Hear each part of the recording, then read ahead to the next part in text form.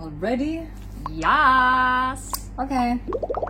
Belum, aku lagi rapiin. Hai, aku Sabrina. Aku Vira. Muncul barang, nggak sering ngepost barang tuh nggak deket. Karena kadang dikiranya gitu. No worry. Oh, ada yang nanya MBTI kalian apa? Kalian pernah nggak bisa? Belum, aku lagi rapiin. Oke. Halo semua. Jadi kembali lagi di channel aku. Jadi kalau kalian lihat di sini, aku ada special guest yang mungkin banyak dari kalian udah pada tahu dari Instagram aku atau YouTube aku juga kadang. Jadi di video kali ini merupakan video yang udah kalian request banyak banget, yaitu Q&A bareng kakakku. Q&A with the sister. Aku muter-muter tangannya. Without further ado, silakan introduce yourself. Halo, mungkin kalau tadi kamu bilangnya udah banyak yang tahu, kayak belum banyak, malah nggak ada yang tahu. Hai, aku Sabrina, aku kakaknya Vira. Iya. Apa? Itu aja. Jadi mungkin kalau kalian banyak yang bilang juga kita nggak mirip, tapi kita bener kakak adik. Ya, kita kakak adik kok. Jadi iya, jadi aku anak bungsu, aku punya kakak dua. Salah satunya yang paling tua ialah ini Kak Sabrina, dan kedua pasti kalian tahu banyak si Bia Donat. Tapi sekarang si Bia Donat lagi nggak di sini dulu karena dia lagi sibuk dengan kerjaannya sendiri. Yes. Tapi bagi kalian yang pengen Q&A terpisah sama Kak Bia Donat, karena banyak juga yang minta, silahkan komen di bawah. Jadi Oke, sekarang aku mainly lagi kuliah. Jadi lagi kuliah S2, mau ke semester 2. Doain. Terus aku juga running sebuah bisnis. So that's it, kurang lebih itu sih kesibukan aku. ya kalau aku udah, ya aku Vira S1. Ya, kenalan lagi. Kenalan lagi. Aku Vira S1 di guys.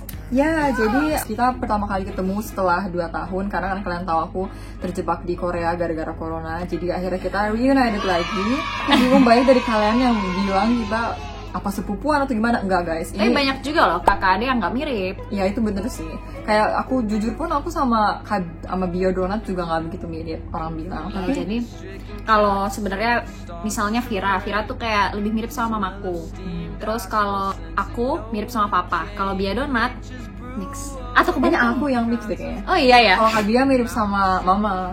Ya, oke. Jadi aku waktu itu di Instagram udah nge-polling pertanyaan apa aja yang kalian pengen tanya ke kita, mau itu seputar sekolah, mau itu tentang everyday life segala macam. Jadi without further ado, kita langsung mulai.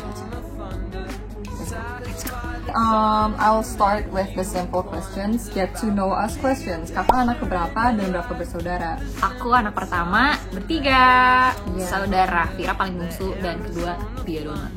Jadi urutannya pertama Bia Donat terus aku. Kita ngomongnya Bia Donat, Yes, bukan Bia Bia. Donat. Oh, terus selisih umur Kak Sabrina berapa tahun sama aku? Aku sebenarnya kadang pas kecil sering ngerasa alien sih. Soalnya selisih aku jauh sendiri. Aku sama ada yang kedua itu tuh 4 tahun. Sama kamu berarti kayak 6 tahun. Terus kayak 6 tahun tuh kayak aku SMP, kamu baru masuk SD. Itu jauh loh. Tapi kayaknya semuanya gitu sih, aku nggak tahu ya. Kalau misalnya masih kecil gitu kan emang jauh banget kan, udah anak SMA sama SD. Tapi karena sekarang kita udah kayak gede, terus kayak udah sepantaran. Iya, jadi sekarang kalau misalnya kita ketemu udah nyambung gitu loh ngomongannya. Terus udah kayak jokesnya juga udah mirip. Udah anggap aja aku umur 20 tahun. Dah. Sure. Oh, ada yang nanya MBTI kalian apa? Kak Bina pernah nggak MBTI? Enggak, ada yang lucu sih. Dulu aku kayaknya ENTP, aku ENTP. Oh. Tapi habis itu pokoknya aku ngambil lagi di tengah-tengah pandemic jadi INTP. Jadi berubah dari extrovert jadi introvert. Oh, rumah aku waktu itu aku pertama kali ngambil INFJ. Oke. Kok Kak Bia Donat jarang muncul di kamera? Kak kan sama-sama kuliah di Korea juga. Jadi tuh aku tipe orangnya itu kalau misalnya video sama orang hanya kalau misalnya orangnya mau. Jadi kalau misalnya Kak Bia Donat dia kayak kadang-kadang mau di vlog, kadang-kadang enggak. Itu dikasih aja sih. Kak Bia Donat juga jarang di depan kamera kan biasanya. Iya. Sebenarnya tergantung aja sih, bukan berarti nggak muncul bareng, nggak sering ngepost bareng tuh nggak deket. Karena kadang dikiranya gitu, oh kok jarang muncul, lebih deket sama Safira ya daripada adiknya satu. No, we're kita bertiga, ya kita bertiga sama aja, cuma bedanya nggak. It's a choice buat muncul. Kenapa sih kalian berdua milih untuk sekolah di luar negeri? Jadi kan kalau kalian dengar tadi kan sekarang Kak Bina ya aku manggilnya, itu lagi S2 di MIT Amerika Serikat, sedangkan aku dari SMA udah kuliah di udah tinggal di Korea. Kenapa sih kita berdua pilih ke luar negeri? Kak Bina mau mulai? kayaknya kalau misalnya kalian udah follow aku dari lama, aku udah sering ngebahas ini sih. Aku tuh orangnya dari kecil nggak bisa diam, tapi bukan berarti aku petakilannya atau gimana. Maksudnya itu kayak aku tuh suka banget nyoba-nyobain hal baru. Aku pengen, kayak aku rasa kalau misalnya aku cuma stay di bubble aku stay di comfort zone aku nggak bakal bisa grow as much as I am now gitu loh. Karena beneran kalian nggak tahu apa yang kalian expect once you're really out. Nah, alhamdulillah banget waktu itu aku juga ada kesempatan, tiba-tiba aku bisa SMA ke Korea, karena to be honest aku awalnya juga plannya pengen kuliah gitu dari S1 baru keluar negeri, tapi iya nggak, pokoknya tuh aku inget banget pas SMP kamu tuh tahu-tahu anak SMP. Aku juga bahkan di umur aku nggak tahu loh ada program SMA betul. ke Korea beasiswa, jadi kayak oh gitu ya, ada ya program kayak gini. Pokoknya kamu tiba-tiba nemu program itu, tapi nggak dia dulu yang nemuin kan. Kalau Kabina kenapa pilih S2 keluar? Iya, kalau S1 kan aku sebenarnya di Indo juga ya, tapi merantau. Jadi menurutku apa ya, mungkin kurang lebih sama sih kayak karena aku kan dari kecil sampai SMA gitu ya di satu kota aja gitu. Betul. Ya, dan di situ juga ada titik dimana aku pengen banget nge-explore di luar dari bubble aku gitu kayak. Dan alhamdulillah gitu, waktu itu ya keputusan yang benar buat merantau meskipun masih belum jauh banget di Jogja. Tapi jujur di Jogja tuh kayak diverse banget aku ngerasanya dibanding dulu aku sering main pas tinggal di Jakarta. Tapi, nah sekarang kalau S2, kenapa mau S2? Pastinya pertama karena aku ngincer jurusan dan kampusnya ya, kayak MIT tuh kayak impian lah gitu. Meskipun memang nggak langsung cuma ke sana gitu, ada coba-coba peruntungan di tempat lain. Tapi mainly juga aku pengen ngerasain yang namanya tinggal di luar dan terekspos sama global stage. Dan jujur emang beda banget sih.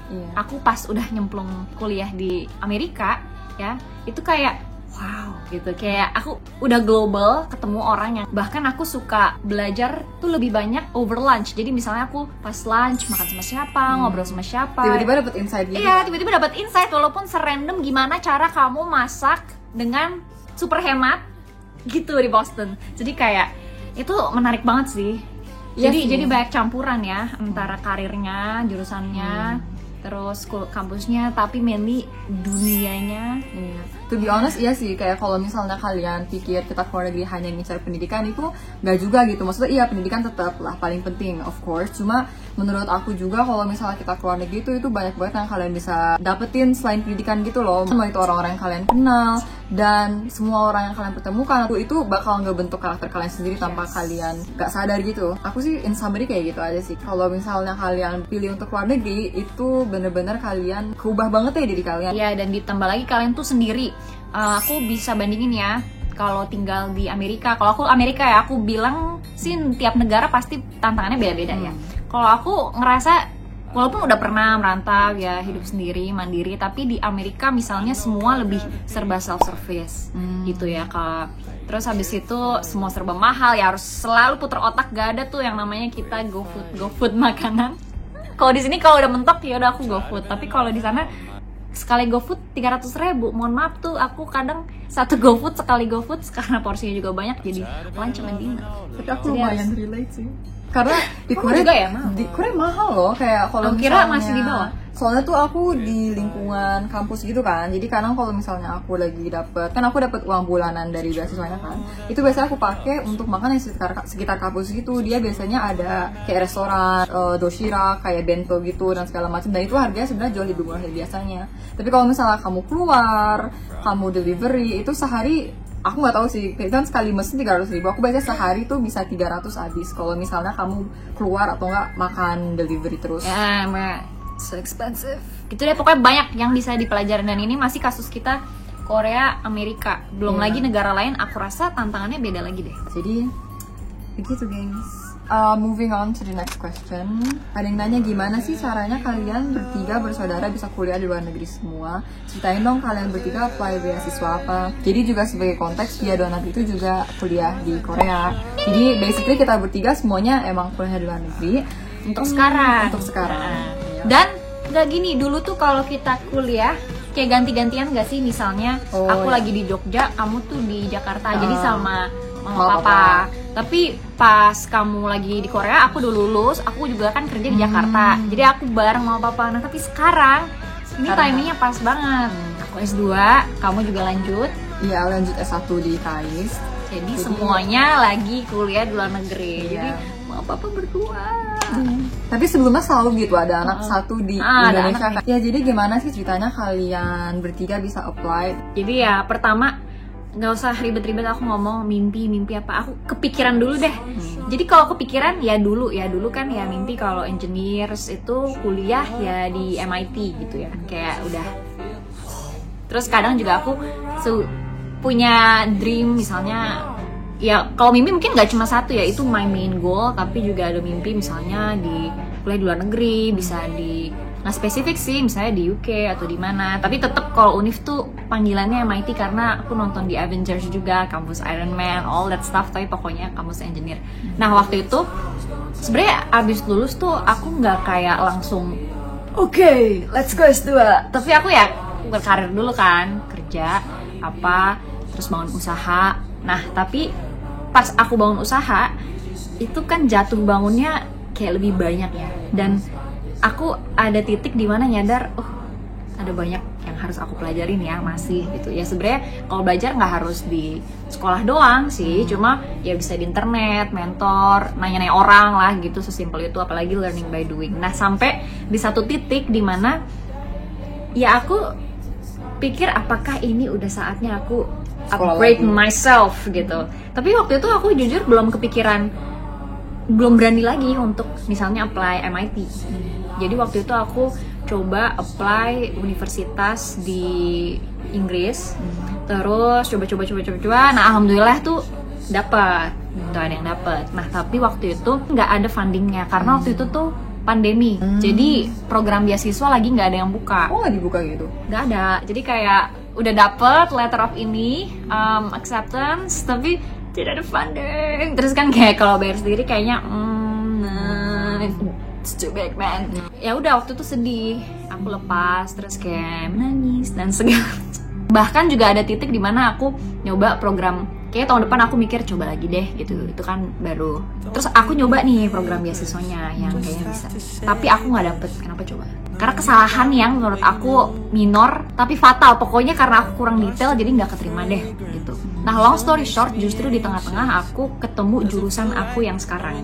Jadi akhirnya malah dapetnya yang lebih. Iya, dan mana ini yang sekarang jurusan aku System Design and Management kan. Ini tuh kayak intersection antara engineering and management, dua-duanya gitu dari MIT. Dan balik lagi, I'm reminded of my dream di MIT. Akhirnya ya udah coba apply. Nah pas apply tuh ada banyak ya, ada essay, recommendation letter, standardized score ya kayak IELTS atau GMAT atau GRE. Ntar ditunggu ya video cara masuk MIT-nya di channelnya. Nah pokoknya itu banyak lah, itu udah detail ya guys gitu. Tapi alhamdulillah, long story short lagi, keterima. Itu kayak ya aku ingat banget waktu diterima tiba-tiba di grup, terus kayak keluarga langsung kayak itu kayak aneh, kayak hah beneran sih aku terima gitulah.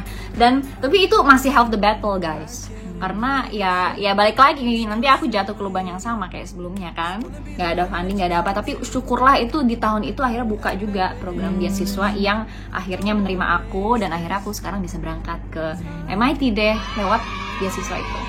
Mungkin kesannya kayak magic ya, tiba-tiba keterima apa, tapi aku ngerasanya tuh karena aku konsisten dalam prosesnya, mungkin salah satu faktornya ya. Karena kalau misalnya daftar S2 bedanya itu kan yang dilihat kayak essay kita banget, kayak track record kita kerja, kita udah bikin karya apa aja, terus story kita apa. Nah kebetulan selama beberapa tahun kebelakang itu ya udah ngebangun itu, ngerti gak sih? Jadi kayak udah ada story-nya. Iya, jadi emang visi misi aku, karena yang mereka mau cari kan ini anak cocok gak sih untuk belajar jurusan ini dan mereka bisa bikin something atau berkarir something ketika lulus. Jadi ya aku ngerasa jodoh banget aja sih.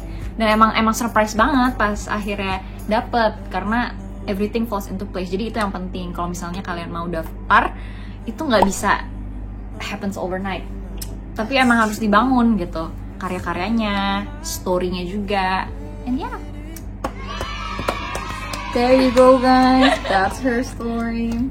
Ya ini aku udah berusaha menyingkat lah biar nggak kepanjangan. Jadi kalau misalnya aku waktu itu pas 3 SMP aku inget banget, pas aku lagi mau daftar beasiswa di Korea itu kan Kabia kan udah duluan tuh, tapi waktu di zaman aku tiba-tiba sistemnya diubah lah dan segala macem atau gimana. Dan pas aku kelas 3 SMP itu aku ngegambling gitu, karena aku harus milih antara aku mau fokus UN atau aku mau fokusin daftar masuk ke SMA di Korea, karena itu dua hal yang jauh berbeda. Itu either aku fokus ke pelajaran di Indonesia atau aku mau ngikut SAT, ngikutin TOEFL yang bahasa Inggris segala macam. Jadi itu aku itu aja it's already a lot girl. Itu udah 3 tahun yang lalu, 5 tahun yang lalu hampir ya. Aku inget banget, jadi kepikiran soalnya kan kalau misalnya orang mau masuk SMA dan segala macam, semua pasti kan bimbel kan. Cuma kita FOMO. I know that feeling. Jadi kayak aku mikir kan, iya biaya bimbel itu juga nggak murah kan. Dan aku juga nggak mau ngabisin uang yang udah cukup besar itu untuk suatu hal yang aku nggak prioritisin gitu misalnya. Jadi aku pikir aku harus milih, aku bener-bener mau fokus masuk SMA di Korea atau aku mau fokus ngebagusin nilai UN aku biar bisa masuk SMA favorit gitu. Yaudah akhirnya aku mikir, aku berdoa soal segala macam, aku gambling, akhirnya aku milih untuk fokus ngejar SMA di Korea. Jadi itu artinya apa? Berarti aku nggak bimbel, aku nggak apa-apa, aku bener-bener ngurusin belajar UN dan segala macam itu semuanya sendirian di rumah doang. Oh my God. Jadi aku bener-bener kayak nge-split brain aku gitu loh. Aku satu fokus aku UN, satu aku nyiapin SAT, nyiapin TOEFL, nyiapin essays, recommendation segala macam itu. Kabina kayak nah itu baik banget, men. Hujan. Bukan. Jadi jangan khawatir, aku bakal buat video khusus ngebahas tentang beasiswa aku di SMA ini. Tapi long story short juga, kayak seperti banyak orang. Jadi itu mulai kapan nyiapinnya? Kayak aku di tahun ketiga kan SMP. Iya, tahun ketiga SMP. Jadi aku inget banget, aku UN dulu. Jadi aku belajar UN, aku nyiapin UN, udah dapet UN, alhamdulillah nilainya oke gitu. Alhamdulillah aku masuk ke SMA favorit juga dengan nilai itu. Terus semesteran di Korea itu lebih telat dari Indonesia. Jadi kalau misalnya di Indonesia masuk kayak Juli 2022, di Korea masuknya Februari 2023. Jadi kayak satu semester agak mundur karena mereka ngikutin musim gitu kan. Jadi aku inget tuh aku satu semester dulu di Indonesia. Terus aku selama di awal-awal itu aku sambil nyiapin tes masuk dan dokumen masuk ke SMA di Korea. Udahlah sekolah baru masuk, sambil nyiapin. Iya, jadi aku sambil sekolah. Saya nggak tahu juga keterima apa enggak. Nah iya itu kan ada stage-stage-nya gitu kan. Aku baru melewatin satu stage. Jadi aku ya seperti yang aku bilang tadi, aku tuh ngegambling karena agak tentu aku masuk ke SMA di Korea kan. Jadi at the same time aku harus tetap pertahan nilai aku di SMA yang aku lagi 10 saat itu. Terus yang lucunya itu kan, nah waktu aku mau tes ujian masuk SMA di Korea tuh aku inget banget, drama banget. Aku inget internet di rumah pernah. Iya, ini aku juga mau ngomong loh. Aku pernah kayak internet di rumah tuh lagi jelek banget atau gimana segala macam. Kondusif banget deh. Iya, nggak kondusif banget deh pokoknya. Tapi masalahnya tuh kalau mau tes kamu hilang sedetik atau keluar segala macam tuh udah bisa bye. Nggak mau tahu, fix. Kayak nggak mau tahu, mau kita bilang internet aku. Terus aku inget banget udah mau deadline, tapi aku harus ngirim sesuatu. Tapi internetnya jelek banget. Aku sampai ke warnet dekat rumah terus kayak ngekirim dan segala macam. Jadi emang harus berjuang benar-benar segitunya sih. Dan yang alhamdulillah juga kan orang tua supportif sampai nganterin kan. Karena ya mau gimana lagi. Ya aku inget banget dulu kan aku sebagai penonton ngelihat kamu berjuang terus aku tapi intinya tuh kayak si dia tuh parah sih berjuangannya, bener-bener kayak ada persiapan buat tes-tesnya. Terus habis itu juga pas mau interview saking deg-degannya warnet. Terus habis itu juga pokoknya intinya belajarnya sih, kayak banyak momen dimana di depan tuh kayak belajar ngerjain soal itu nggak berhenti tiap hari. Tapi serius kok, kalau misalnya kalian di Krisela kayak gini, kalian kayak aku takut deh kalau gitu, ntar kalau aku gini gimana. Menurut aku dibanding kalian mikir kayak gitu, dicoba aja sih. Karena you'll never really know what you know. Karena sama kayak kalian mungkin mikir kayak gini. Waktu aku mau daftar ke SMA kemana, sama aku juga kayak panik gitu. Oppo gitu, misalnya aku di S2 juga. Ya kalau aku takut, ya takut lah gitu. Kayak takut lah pasti orang. Ya Oppo gitu, siapa aku bisa masuk. Tapi pokoknya aku kayak mikirnya dua sih sekarang. Yang pertama udah kepikiran apa enggak, harus kepikiran.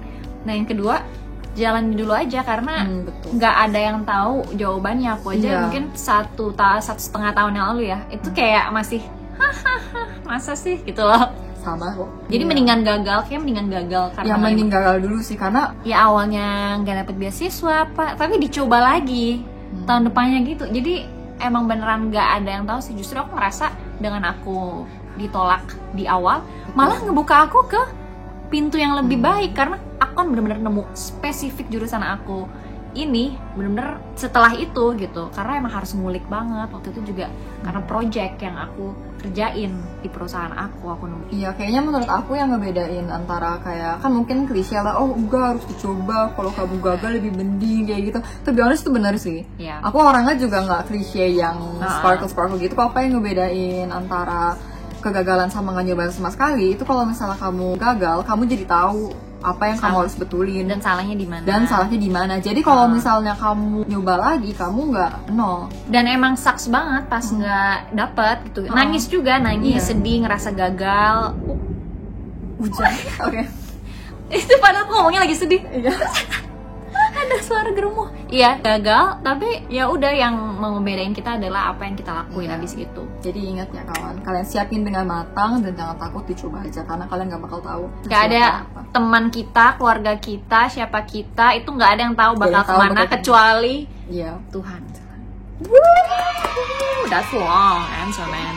Oke, jadi kembali lagi, pernah nggak sih kalian kayak saling minder